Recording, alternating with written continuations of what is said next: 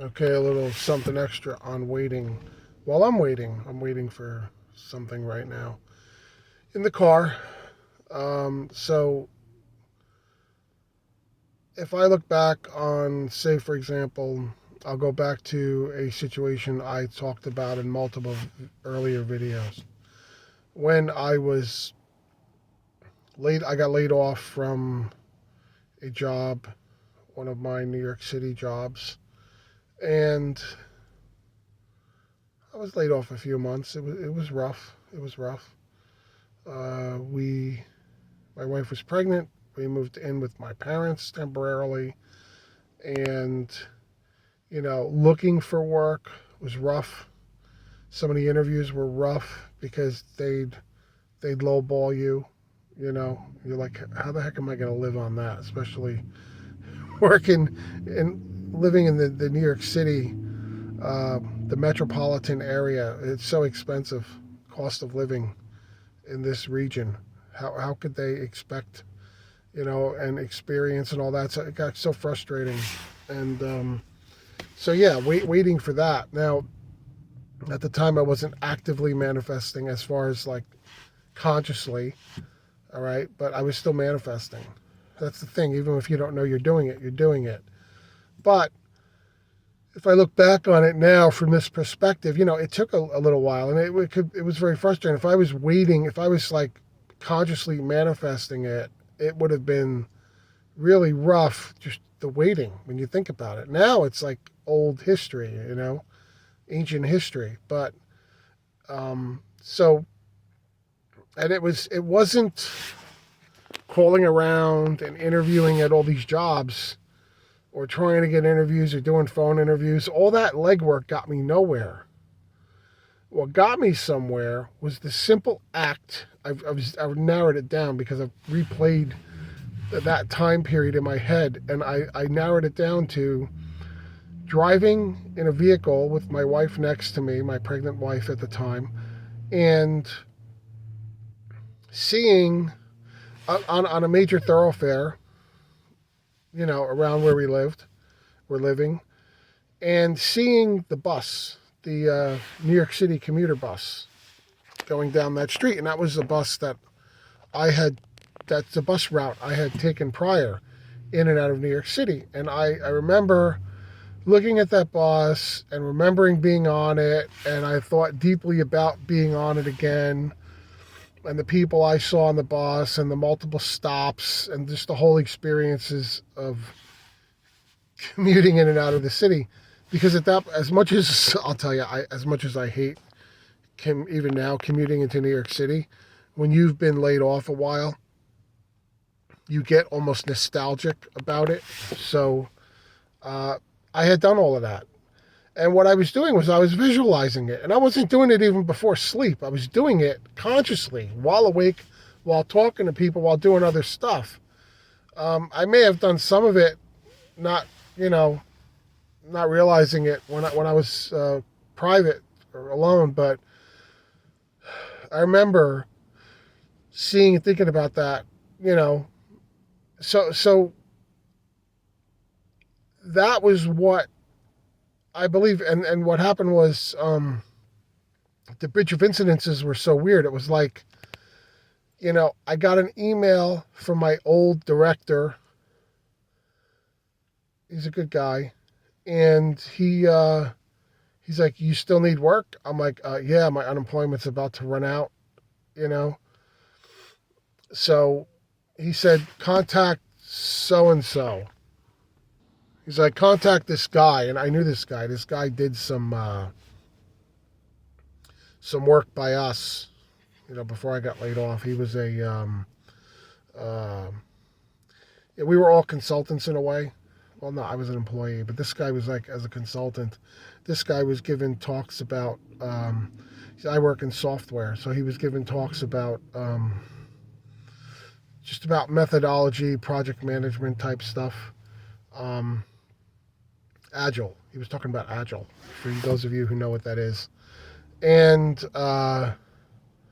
he said, call this guy. This guy's working for the city, and they've got this new big project that they're trying to get through. It's failed several times, and they're trying to put together a team to make this thing work. And I was an experienced software tester. So I emailed this guy. They told me, come in, email this other one for this consulting company. I got everything together, and then before you know it, I had an interview. I get in my suit. I'm all nervous. I go into New York City. I got to meet with this woman. She ended up being my boss later on. Really nice lady, but at that point, you don't know that. And she seemed really nice in the interview. This other guy's sitting in the interview, and I think he's the power behind the whatever, because he's sitting there and she keeps looking at him. I find out later he's a consultant, and she really was the person I was interviewing with. How weird is that? Because I'm trying to look at both of them because I don't know who the one I really need to play up to.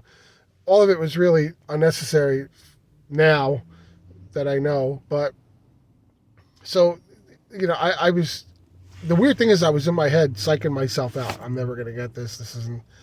But the interview was pretty easy, which was weird because normally, that, and I'll tell you right now the way they interview people is completely different than the way they interviewed me. People come in for 2 and 3 and 4th interviews. It's ridiculous. This was a one-shot deal. It went extremely smooth. I knew I was hired a few hours later, sitting home, still in my suit with my tie off, unbuttoned, holding my baby daughter. Actually, at this point in time, my wife wasn't pregnant anymore. She'd given birth just like a few months before. Our daughter was a newborn. So I was holding her, and I got the word that I was hired as a consultant.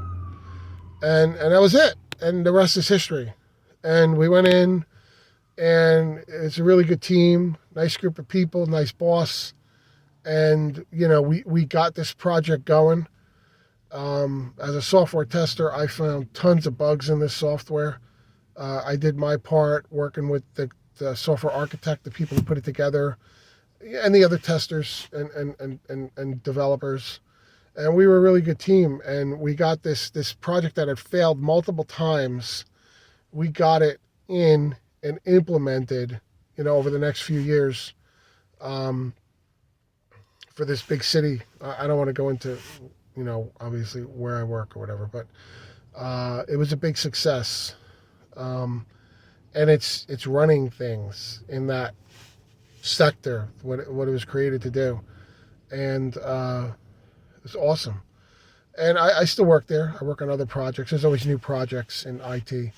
So, but the bottom line is, the whole point of this is to tell you that, at the time, the Bridge of Insight, I didn't know what was going on. I was frustrated trying to get a job. And that simple act of, and it happened pretty quickly at that point. So you just don't know when it's going to happen. I was laid off from March until, what was it? It was like October, November, December, somewhere in there when I got the interview. I'm trying to remember when I got the interview. So it was several months. And that whole summer was just frustrating as far as trying to get work. And the interviews weren't doing well, trying to drum up whatever, was going nowhere. Some days I would sleep late, and my parents were like, shouldn't you be out looking for work? And I'm trying to explain to them it's not like that. And then literally all I could say is visualizing this trip in and out as a commuter again. And this stuff magically happened. It came out of the nowhere, as Neville Goddard says, out of the nowhere. It literally came out of the nowhere. People came out of the woodwork, and they were doing their part in this grand scheme to get me back in there for my wish to be fulfilled. That's the weird thing. It was completely effortless and magical. No struggle at all. That's the closest I can describe to, and if I was sitting there looking for signs or focusing on why isn't this working, it was probably better off that I didn't realize I was that I wasn't consciously manifesting. Like I was manifesting, I was doing all the things that you're kind of like supposed to do and not doing so much the things you're not supposed to do. Like I was doing what I was supposed to do, not doing what I wasn't supposed to do. But if I knew too much, I might have sabotaged it or made it last longer. I don't know. So like you could be your own worst enemy with this stuff if you overthink things. Don't overthink stuff and don't micromanage. Don't micromanage. Just kind of have faith in the whole process is all I can say. And I still have to remind myself that, you know, even now when I'm trying to, because consciously when you're manifesting stuff, now you're like going into it like, okay, I've done everything, and you gotta kind of like quiet down and let it happen. Know when to drop it, drop that seed and let it fall into the soil and do its job. So I hope that my little story, which I've told several times in different videos in the past, helps out um, some of you on your quest to manifest. So yeah, yeah, you can put your thoughts and everything below. You could comment, and I do answer comments if I can answer them. And please like and subscribe. Thanks.